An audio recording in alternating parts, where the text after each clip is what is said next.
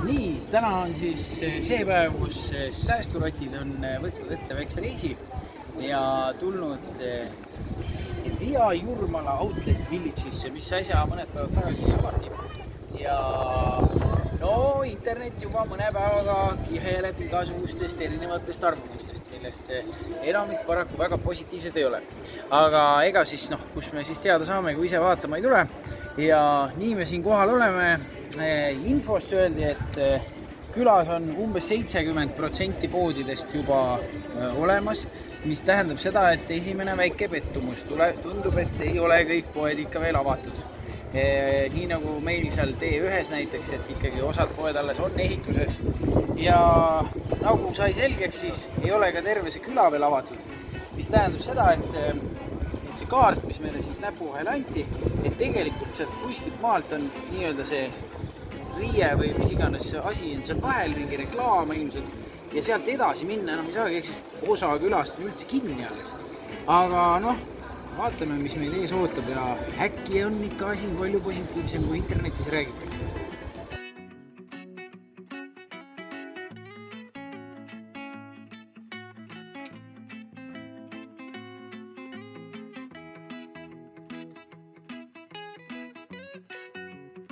Valikut ei ole.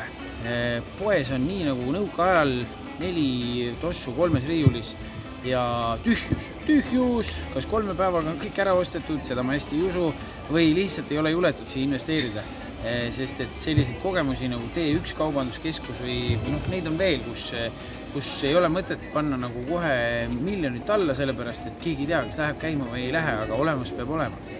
Ja tundub, et siin on ka natuke sama teed mindud, et kui me siin vaatame ringi, siis mitmed poed on lihtsalt prügikott on see akna ees ja ootavad oma rentniku. Et ega ta ei ole nagu veel päris selline kõige täiega valmis. See, mis me käisime siin Euroopas põhimõtteliselt visuaalselt täpselt samasuguses Outleti külas, oli hoopis teine elamus. Aga vaatame ringi, vaatame poodidesse ja mis pakkumised on, äkki on ikka midagi head ka.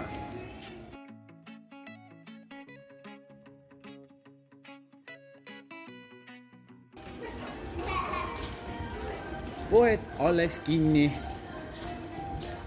ei ole ühtegi rentniku.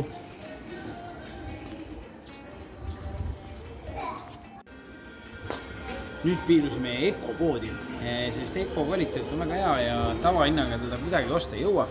Ja vaatasime siis, kui on 40% tootel soodushinda, siis ikka tuleb käia tossupaaris 100 eurot välja. Nii et ei ole mitte midagi odavat. Seni me ei ole näinud mitte midagi odavat. Nii et vaatame edasi. Via Jurmala Outleti külas on see vähemalt tore, et igal pool on pingid. Ja kui sa ära väsid, siis alati võid istuda ja natuke jalga puhata. Aga minu soovitus on see, et prooviks nii, et üks inimene ühe pingi kohta, sest nende koostöö kvaliteet on täiesti kohutav. Ehk siis tõesti, kõik on tehtud odavalt, kõik on tehtud nii, et visuaal oleks okei. Aga see, mis on visuaali taga, jätab tugevalt soovida. Aga kui sina soovid osta endale triiksärki 40 euroga, jalatsipaari, millest on valida umbes 3 erinevat numbrit 90 euroga, kui sa tahad endale teksaseid alates 50 eurost, või seljakotti alates 40 eurost, siis see on kindlasti koht sinule. Tasub tulla.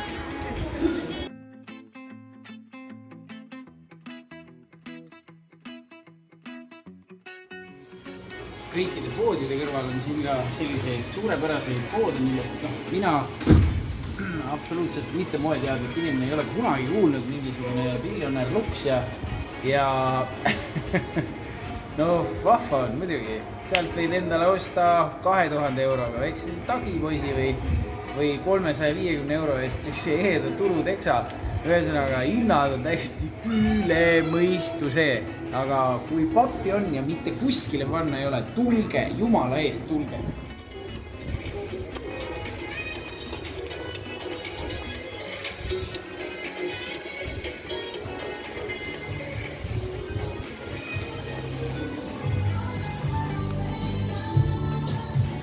On siin selline lugu, et siin on keset hoovi 3 telki ja ikka kirved hinnad nagu festivalil oleks. Ühesõnaga leidsime siis igasuguste 8 euroste burgerite ja mingite asjade vahelt friikartulid, vähemalt laps saab süüa.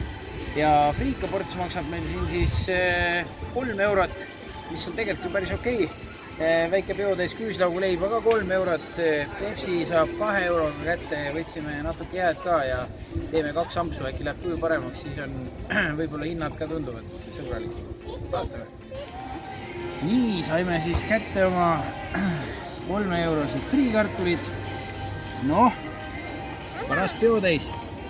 Ja kui üks asi, millega siis nagu, mida siis reklaamitakse selle Outlet Village'i puhul on see, et siin on nagu justkui tehtud revolutsiooni, et kõik on õudselt hügieeninõudeid täitev ja igatipidi on eraldi mikrokliima igas poes ja mis iganes, et ei ole poodide ventilatsioonid omavahel ühenduses ja see kõik on väga tore, aga kui tuuakse friikartulid ja mitte ühtegi söögiriista, ehk siis eeldatakse, et sa sööd näpuga, siis küsisin ka härralt, kes meil söögi tõi, et kas on võimalik siin kuskil pesta käsi või on teil äkki mingisugused lapikesed, et teha puhtaks käed, siis onu ütles, et kahjuks ei ole.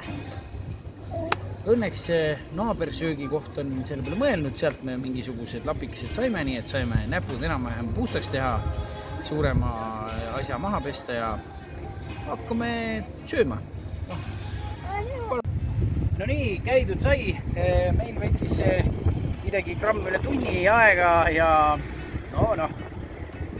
mis ma oskan öelda, toores, täiega toores, see küla ei ole kaugelt mitte veel valmis ja loodame, et saab asja. Tõesti, kaupmeestel on eesmärk siin ilmselt üsna krõbeda rendiga teenida midagigi ja seetõttu on hinnad täpselt nii nagu suvalistes kaubanduskeskustes, ei ole mingit vahet.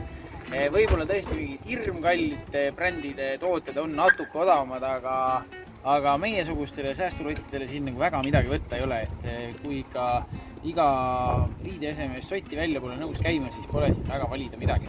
Tõsi, ühed kingad leidsin hinnaga 27 eurot, olin juba väga rõõmus ja siis avastasin, et ninad on liimist lahti, nii et ei ole vaja siin midagi. Läheme koju tühjade kätega.